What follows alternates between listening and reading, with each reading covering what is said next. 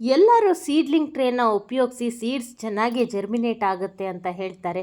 ಆದರೆ ಇದೇನು ಕೀರ್ತಿ, seeds germinate ಮಾಡೋದಕ್ಕೆ ಸೀಡ್ಲಿಂಗ್ ಟ್ರೇನ ಬಳಸಬೇಡಿ ಅಂತ ಹೇಳ್ತಾ ಇದ್ದಾರೆ ಅಂತ ಆಶ್ಚರ್ಯಪಡ್ತಾ ಇದ್ದೀರಾ? ನನಗೆ ಎಕ್ಸ್ಪೀರಿಯನ್ಸ್ ಆಗಿರುವ ಅದರಲ್ಲಿನ ನೆಗೆಟಿವ್ ಸೈಡನ್ನು ನಿಮಗೆ ಹೇಳೋದಕ್ಕೆ ಈ ವಿಡಿಯೋನ ಮಾಡ್ತಾ ಇದ್ದೀನಿ. ನಾನು ನಿನ್ನೆಯ ವಿಡಿಯೋದಲ್ಲಿ ಕೆಲವೊಂದಿಷ್ಟು ಅಗತ್ಯವಾಗಿರುವಂತಹ ಗಾರ್ಡನ್ ಪ್ರಾಡಕ್ಟ್ಗಳ ಅನ್ಬಾಕ್ಸಿಂಗ್ ವಿಡಿಯೋ ಮಾಡಿದ್ದೆ. ಅದರಲ್ಲಿ ನಿಮಗೆ ತಿಳಿಸಿದ್ದೆ ನಾನು ಸೀಡ್ಲಿಂಗ್ ಟ್ರೇನಲ್ಲಿ ನನಗೆ ತುಂಬ ನೆಗೆಟಿವ್ ಎಕ್ಸ್ಪೀರಿಯನ್ಸ್ಗಳು ಆಗಿದೆ. ಅದೇನು ಅಂತ ನಿಮಗೂ ಸಹ ತಿಳಿಸ್ತೀನಿ. ನೀವು ಕೂಡ ಇದನ್ನು ಎಕ್ಸ್ಪೀರಿಯನ್ಸ್ ಮಾಡಿರ್ತೀರ. ಅದರ ಬದಲಾಗಿ ನಾನು ಕಂಡುಕೊಂಡಿರುವಂತಹ ಒಂದು ಈಸಿ ಮೆಥಡ್ ಏನು ಅನ್ನೋದನ್ನು ಸಹ ನಿಮಗೆ ಈ ವಿಡಿಯೋದಲ್ಲಿ ತಿಳಿಸ್ತೀನಿ. ನಮಸ್ತೆ, ನಾನು ಕೀರ್ತಿ ಚೇತನ್. ನೀವು ನೋಡ್ತಾ ಇದ್ದೀರಾ ನಮ್ಮ ಗಾರ್ಡನ್ ಚಾನೆಲ್ ಕೀರ್ತಿ ಚೇತನ್ ಇನ್ ಕನ್ನಡ.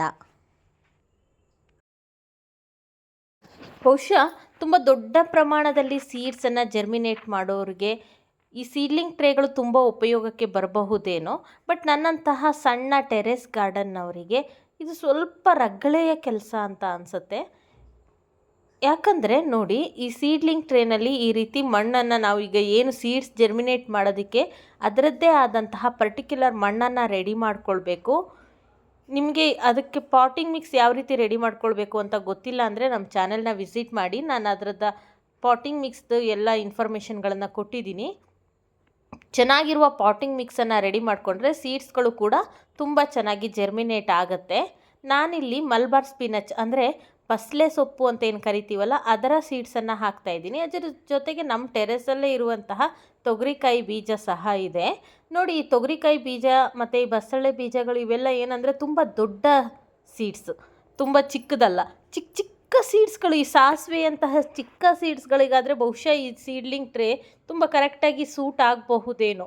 ಈ ಥರ ದೊಡ್ಡ ಸೀಡ್ಸ್ಗಳನ್ನು ಹಾಕಿದಾಗ ಅದರಲ್ಲಿರುವಂತಹ ಮಣ್ಣು ಆ ಸೀಡ್ಸ್ಗಳಿಗೆ ಸಾಕಾಗೋದೇ ಇಲ್ಲ, ಅಷ್ಟು ಚಿಕ್ಕದಿರುತ್ತೆ. ಕೆಲವೊಂದೊಂದು ಸೀಡ್ಲಿಂಗ್ ಟ್ರೇಗಳು ದೊಡ್ಡದು ಸಹ ಸಿಗುತ್ತೆ, ಆದರೆ ಅದಕ್ಕೆ ರೇಟ್ ಕೂಡ ಅಷ್ಟೇ ಜಾಸ್ತಿ ಇರುತ್ತೆ. ಯಾವಾಗಲೂ ಟೆರೆಸ್ ಗಾರ್ಡನ್ ಆಗಲಿ ಯಾವುದೇ ಗಾರ್ಡನ್ ಆಗಲಿ ಎಲ್ಲಿ ತನಕ ಅದು ಲೋ ಬಜೆಟಲ್ಲಿ ಮೇಂಟೈನ್ ಆಗ್ತಾ ಇರುತ್ತೆ ಅಲ್ಲಿ ತನಕ ನಮಗೂ ಕೂಡ ಆ ಟೆರೆಸ್ ಗಾರ್ಡನ್ ಅಷ್ಟೊಂದು ಹೊರೆ ಅನಿಸೋದಿಲ್ಲ. ಓಕೆ, ಅದೊಂದು ನನಗನ್ಸಿದ ನೆಗೆಟಿವ್. ಆದರೆ ನನ್ನ ಹತ್ರ ಇದೆ ಓಕೆ, ಬಟ್ ಕೆಲವೊಂದಿಷ್ಟು ಗಾರ್ಡನರ್ ಎಲ್ಲರ ಹತ್ರನೂ ಈ ರೀತಿಯ ಒಂದು ಸ್ಪ್ರೇ ಬಾಟಲ್ಗಳು ಇರೋದಿಲ್ಲ. ಈ ಸೀಡ್ಲಿಂಗ್ ಟ್ರೇ ಮೇಂಟೈನ್ ಮಾಡಬೇಕು ಅಂದರೆ ಒಂದೇ ಸ್ಪ್ರೇ ಬಾಟಲ್ ಅಥವಾ ಏನಾದರೂ ಸ್ಪ್ರೇ ಮಾಡೋದಕ್ಕೆ ಕರೆಕ್ಟಾಗಿರುವಂಥದ್ದು ಬಾಟಲ್ಗಳು ಇರಲೇಬೇಕು. ಅಟ್ಲೀಸ್ಟ್ ಈ ವಾಟರ್ ಬಾಟ್ಲಿಗೆ ಮೇಲ್ಗಡೆ ಕ್ಯಾಪ್ ಅಲ್ಲ ಹೋಲ್ ಮಾಡ್ಕೊಂಡಾದರೂ ಸ್ಪ್ರೇ ಮಾಡಲೇಬೇಕು. ಅಥವಾ ನಾವು ಪೈಪಲ್ಲಿ ಹಾರಿಸ್ತೀವಿ, ಜೋರಾಗಿ ನೀರು ಬಿಡ್ತೀವಿ ಅಂತಂದರೆ ನೋಡಿ ಈ ಥರ ಒಂಚೂರು ನೀರು ಫೋರ್ಸಲ್ಲಿ ಬಂದುಬಿಟ್ರೂ ಸಹ ಮಣ್ಣು ಎದ್ದು ಆಚೆ ಈಚೆ ಆಗಿಬಿಡುತ್ತೆ. ಅಲ್ಲಿ ಒಳಗಡೆ ಇರುವಂತಹ ಸೀಡ್ಸು ಅಲ್ಲಿಂದ ಇಲ್ಲಿಗೆ, ಇಲ್ಲಿಂದ ಅಲ್ಲಿಗೆ ಆಗಿಬಿಡತ್ತೆ. ಇರೋದೇ ಸ್ವಲ್ಪ ಮಣ್ಣು ಈ ರೀತಿ ಡಿಸ್ಟರ್ಬ್ ಆದಾಗ ಅದು ತುಂಬ ಚೆನ್ನಾಗಿ ಜರ್ಮಿನೇಟ್ ಆಗೋದಿಲ್ಲ. ನೋಡಿ, ಇದು ಇರೋದೇ ಈ ಸೈಜು. ಈ ಸೈಜಲ್ಲಿ ಅಷ್ಟರಲ್ಲೇ ಅದು ಜರ್ಮಿನೇಟ್ ಆಗಬೇಕು. ಜರ್ಮಿನೇಟ್ ಆಗಿ ಇನ್ನೊಂದು ಎಲೆ ಬರೋಷ್ಟು ಟೈಮ್ ಕಾಯೋಂಗೇ ಇಲ್ಲ. ಯಾಕಂದರೆ ಅಷ್ಟು ಎಲೆ ಬರಲಿ ಅಂತ ಕಾಯೋಷ್ಟರೊಳಗೆ ಅಲ್ಲಿರುವಂತಹ ಮಣ್ಣು ರೂಟ್ ಬಾಂಡಿಂಗ್ ಆಗೋಕ್ಕೆ ಸ್ಟಾರ್ಟ್ ಆಗುತ್ತೆ, ಅದಿಷ್ಟು ಮಣ್ಣಲ್ಲೇ. ಯಾಕಂದರೆ ಬೇರಿನ ಡೆವಲಪ್ಮೆಂಟ್ ಅಷ್ಟಾಗಿರುತ್ತೆ.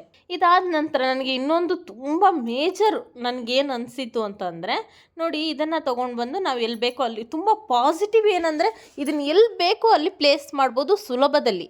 ಈಗ ಜಾಸ್ತಿ ಸೀಡ್ಸ್ಗಳನ್ನು ಅಟ್ ಎ ಟೈಮ್ ಒಂದು 10-20 ಸೀಡ್ಸ್ಗಳನ್ನು ಜರ್ಮಿನೇಟ್ ಮಾಡಬೇಕು ಅಂತಿದ್ದರೆ ಎಲ್ಲಿ ಬೇಕೋ ಅಲ್ಲಿ ಬಿಸಿಲಲ್ಲಿ ತೊಗೊಂಬಂದು ಇಡಬಹುದು. ಇದು ತುಂಬ ಪಾಸಿಟಿವ್ ಸೈಡ್. ಆದರೆ ಹೀಗೆ ಬಿಸಿಲಲ್ಲಿ ಇಟ್ಟಿರ್ತೀವಲ್ಲ, ಇದರಲ್ಲಿರೋ ಸ್ವಲ್ಪನೇ ಮಣ್ಣಾಗಿರೋದ್ರಿಂದ ತುಂಬ ಬೇಗ ಮಣ್ಣು ಡ್ರೈ ಆಗಿ ಹೋಗುತ್ತೆ. ಈಗಿರುವ ಬಿಸಿಲಲ್ಲಂತೂ ತುಂಬಾ ಬೇಗ ಡ್ರೈ ಆಗಿ ಹೋಗುತ್ತೆ. ಇದು ನನಗೆ ತುಂಬ ಮೇಜರ್ ನೆಗೆಟಿವ್ ಪಾಯಿಂಟ್ ಅಂತ ಅನಿಸಿರೋದು. ಯಾಕಂದರೆ ಒಂದು ಸರ್ತಿ ಮಣ್ಣು ಡ್ರೈ ಆಗೋದು, ಮತ್ತೆ ಮಾಯ್ಸ್ಟ್ ಮಾಡೋದು, ಮತ್ತೆ ಡ್ರೈ ಆಗೋದು, ಮತ್ತೆ ಮಾಯ್ಸ್ಟ್ ಮಾಡೋದು, ಈ ರೀತಿ ಮಾಡೋದ್ರಿಂದ ಸೀಡ್ಸು ಕರೆಕ್ಟಾಗಿ ಜರ್ಮಿನೇಟ್ ಆಗೋದಿಲ್ಲ. ಕರೆಕ್ಟಾಗೇನು ಜರ್ಮಿನೇಟೇ ಆಗೋದಿಲ್ಲ. ಇದಕ್ಕೆ ನಾನು ಕಂಡುಕೊಂಡಿರೋ ಪರಿಹಾರ ಏನು ಅಂತ ನಿಮಗೆ ತಿಳಿಸ್ತೀನಿ. ಅದಕ್ಕೂ ಮುಂಚೆ ಸೀಡ್ಲಿಂಗ್ ಟ್ರೇ ಆಗಿ ಯಾವ್ಯಾವ ವಸ್ತುಗಳನ್ನು ನಾವು ಬಳಸಬಹುದು ಅಂತ ನಿಮಗೊಂದಿಷ್ಟು ಟಿಪ್ಸನ್ನು ಕೊಡ್ತೀನಿ. ಆ ನಂತರ ನಾನು ಯಾವುದನ್ನು ಬಳಸ್ತೀನಿ, ನನಗೆ ಯಾವುದು ಎಫೆಕ್ಟಿವ್ ಆಗಿ ವರ್ಕ್ ಆಗ್ತಾ ಇದೆ ಅನ್ನೋದನ್ನು ತಿಳಿಸ್ತೀನಿ. ಲಾಸ್ಟ್ ಆಪ್ಷನ್ ತುಂಬಾ ಯೂಸ್ಫುಲ್ ಆಗಿದೆ. ಮೊದಲನೇದು ಮೊಟ್ಟೆಯ ಟ್ರೇ. ಇದನ್ನು ಕೂಡ ಸೀಡ್ಲಿಂಗ್ ಟ್ರೇ ಆಗಿ ಬಳಸಬಹುದು.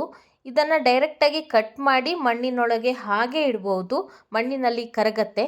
ನೆಗೆಟಿವ್ ಸೈಡ್ ಏನಂದರೆ ಇದು ಕೂಡ ಮಣ್ಣನ್ನು ತುಂಬ ಕಡಿಮೆ ಹಿಡಿಯುತ್ತೆ. ಎರಡನೇದು ಬಳಸಿದಂತಹ ಮೊಟ್ಟೆಯ ಸಿಪ್ಪೆ, ಇದು ಕೂಡ ತುಂಬ ಒಳ್ಳೆಯ ಸೀಡ್ಲಿಂಗ್ ಟ್ರೇ ಆಗಿ ಯೂಸ್ ಆಗುತ್ತೆ.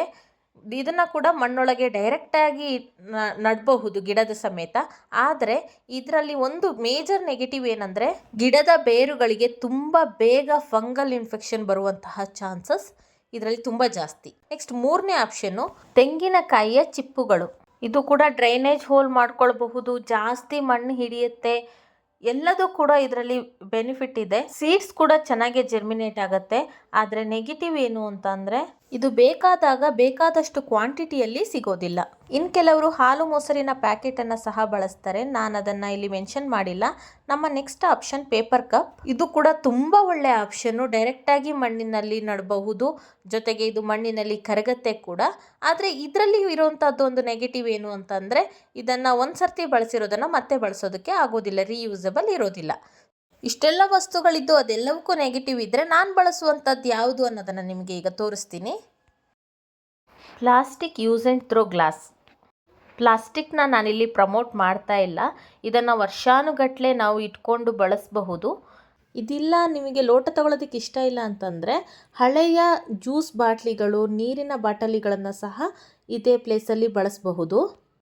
ಜೊತೆಗೆ ಪ್ಲಾಸ್ಟಿಕ್ ಬಾಟ್ಲ ಗೊತ್ತು ಬಿಡಿ ಅಂತ ತಿಳ್ಕೊಬೇಡಿ. ಇದರಲ್ಲಿ ನಾನು ಕಂಡುಕೊಂಡಿರುವಂತಹ ಪಾಸಿಟಿವ್ ಇನ್ಫಾರ್ಮೇಷನ್ ಏನು ಅಂತ ನಿಮಗೆ ತೋರಿಸ್ತೀನಿ.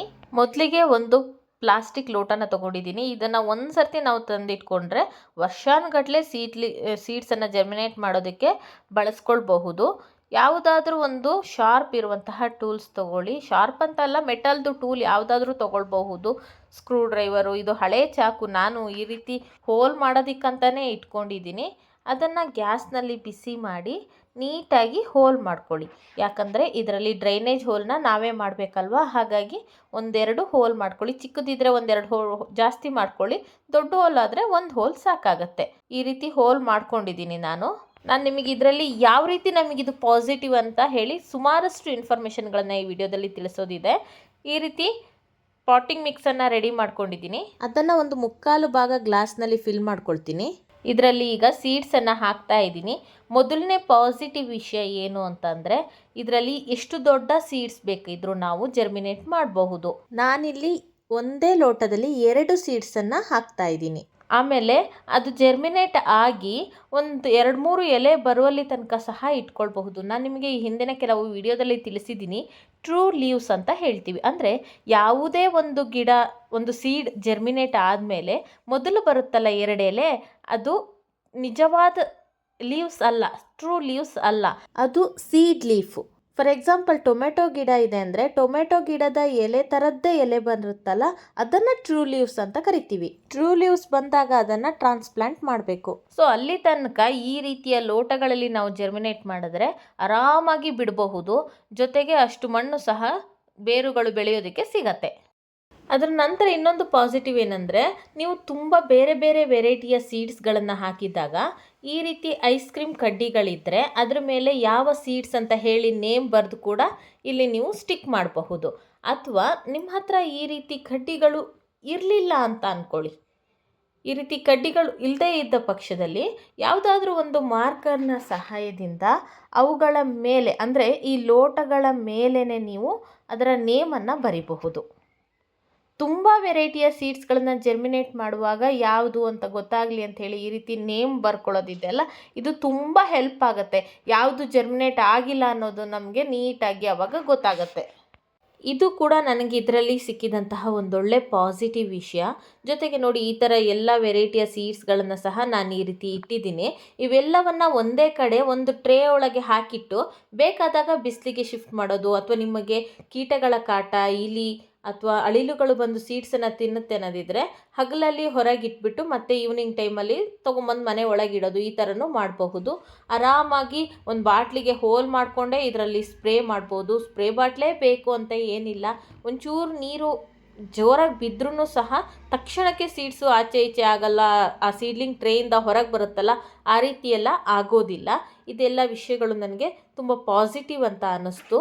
ಆಮೇಲೆ ಈ ರೀತಿ ನೋಡಿ, ಇದು ಸೇಮ್ ಮಲ್ಬಾರ್ ಸ್ಪಿನಚ್ನ ಗಿಡ ಈ ರೀತಿ ಜರ್ಮಿನೇಟ್ ಆಗಿ ನೋಡಿ, ಅದರಲ್ಲಿ ಇವಾಗ ಟ್ರೂ ಲೀವ್ಸ್ ಕೂಡ ಬಂದಿದೆ. ಅಂದರೆ ಬಸಳೆ ಸೊಪ್ಪಿನ ಎಲೆ ಯಾವ ರೀತಿ ಇರುತ್ತೋ ಅದೇ ಶೇಪ್ನ 2 ಎಲೆನಾದರೂ ಬಂದಿರಬೇಕು. ಆವಾಗ ನಾವು ಅದನ್ನು ಟ್ರಾನ್ಸ್ಪ್ಲಾಂಟ್ ಮಾಡಿದ್ರೆ ಆ ಗಿಡಗಳು ಉಳ್ಕೊಳ್ಳುತ್ತೆ. ಆವಾಗ ಜಸ್ಟ್ ಬೀಜದಿಂದ ಬಂದಿರುವ 1-2 ಎಲೆ ಮಾತ್ರ ಆಚೆ ಬಂದಿದ ತಕ್ಷಣ ನಾವು ಟ್ರಾನ್ಸ್ಪ್ಲಾಂಟ್ ಮಾಡಬಾರ್ದು. ಸೊ ಈ ರೀತಿ ಬಂದಿರೋ ಟೈಮಲ್ಲಿ ನೀಟಾಗಿ ನೋಡಿ, ಇದನ್ನು ಟ್ರಾನ್ಸ್ಪ್ಲಾಂಟ್ ಕೂಡ ತುಂಬ ಆರಾಮಾಗಿ ಮಾಡಬಹುದು. ಇದನ್ನು ಜಸ್ಟ್ ಹೀಗೆ ಟ್ಯಾಪ್ ಟ್ಯಾಪ್ ಮಾಡಿ ನಿಧಾನಕ್ಕೆ ಒತ್ತಿದ್ರೆ ಸಾಕು, ಆ ಬೇರು ಮಣ್ಣಿನ ಸಮೇತ ನಮಗೆ ಗಿಡ ಆಚೆ ಬರುತ್ತೆ ನೋಡಿ ಹೀಗೆ.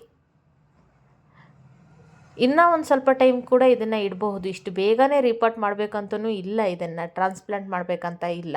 ಆ ನಂತರ ನೀವೆಲ್ಲಿ ಅದನ್ನು ನಡಬೇಕಂತ ಇದ್ದೀರಲ್ಲ ಆ ಜಾಗದಲ್ಲಿ ಅದನ್ನು ಪ್ಲೇಸ್ ಮಾಡಿ ನಡಬಹುದು. ಇದರಿಂದ ಗಿಡಕ್ಕೆ ಟ್ರಾನ್ಸ್ಪ್ಲಾಂಟ್ ಶಾಕ್ ಆಗೋದಿಲ್ಲ, ಯಾಕಂದರೆ ನಾವು ಅದ್ರ ಬುಡದಲ್ಲಿರುವಂತಹ ಮಣ್ಣನ್ನು ಡಿಸ್ಟರ್ಬ್ ಮಾಡೋದಿಲ್ಲ.